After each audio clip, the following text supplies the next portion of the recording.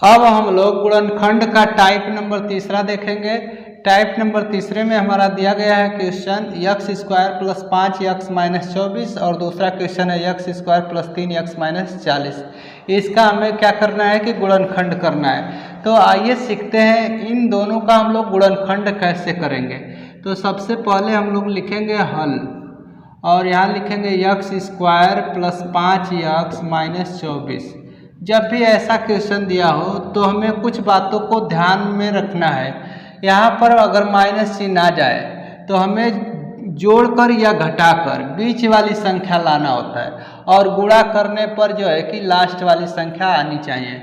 तो हम क्या करेंगे, 5 को ऐसे दो भागों में बांटेंगे कि गुणा करेंगे तो 24 आए, लेकिन जोड़ घटाकर जो है कि 5 लाना है।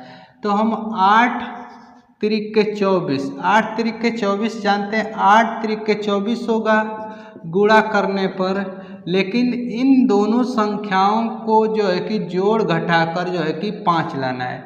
तो हम 8 में 3 यदि जोड़ेंगे तो 11 होगा, 5 नहीं आएगा। तो हम 8 में से यदि 3 घटा देंगे तो हमारा आ जाएगा जो है कि 5।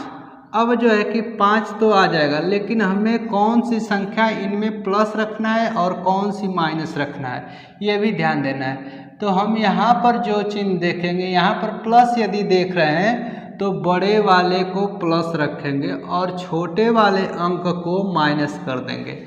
8 में से यदि 3 निकाल देंगे तो हमारा आ जाएगा प्लस 5। अब इन्हीं दोनों संख्याओं को यहाँ पर रखना है। तो हम लिखेंगे x square plus 8x minus 3x minus 24। अब हमें क्या करना है कि इन दोनों में जो है कि कॉमन ढूंढना है। तो इन दोनों में हमारा कॉमन है x, तो यहाँ बचेगा x और यहाँ बच जाएगा 8। इन दोनों में कॉमन देखेंगे तो इन दोनों में कॉमन है -3 यदि कॉमन लेते हैं तो यहाँ बचेगा x और यहाँ बच जाएगा प्लस 8। अब पूरे में कॉमन क्या है, तो देख रहे हैं पूरे में हमारा कॉमन होगा x प्लस 8 और लास्ट में बच जाएगा x, यहाँ बच जाएगा और यहाँ पर बच जाएगा -3। इस तरह से x square plus 5x minus 24 का गुणनखंड हमारा हो जाएगा x प्लस 8 एक कोष्टक में और दूसरे में x माइनस 3। अब नेक्स्ट क्वेश्चन को देखेंगे तो x square plus 3x minus 40 ऐसे दिया है। तो x square plus 3x minus 40। तो हमें ऐसे क्वेश्चनों को हल करते समय ध्यान यही देना है कि यहाँ पर माइनस चिन्ह है तो जोड़ घटाकर यहाँ पर 3 लाना है किसी तरह, और गुणा करने पर 40 आए। तो 8 पचे 40 होता है, 8 पचे 40 होता है। 8 में से यदि हम 5 निकाल देंगे तो हमारा आएगा 3। लेकिन इन दोनों में अब बात रही कि प्लस किसको रखना है किसको माइनस रखना है। तो यहाँ पर जो है कि प्लस अगर चिन्ह है तो बड़ा वाला अंक प्लस रखा जाएगा, अगर यहाँ माइनस चिन्ह है तो बड़ा वाला माइनस रखा जाएगा।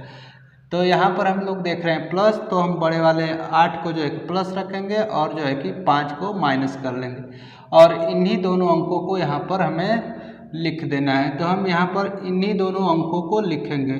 तो x स्क्वायर प्लस 8x और फिर जो है कि लिख देंगे -5x माइनस 40। अब इन दोनों में हमें कॉमन ढूंढना है। तो इन दोनों में कॉमन क्या होगा x, तो x प्लस 8 हो जाएगा एक कोष्टक में। दूसरे में जो है कि यहाँ से कॉमन होगा -5, तो यहाँ x और यहाँ प्लस हो जाएगा 8, माइनस यहाँ से कॉमन और यहाँ से भी माइनस कॉमन, तो यहाँ x हो जाएगा, यहाँ प्लस 8, 8 पचे 40 होता है।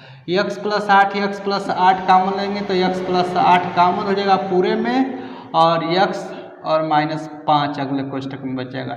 इस प्रकार से x square plus 3x minus 40 का हमारा गुणनखंड आया है x प्लस 8 एक कोष्टक में और दूसरे में x माइनस 5।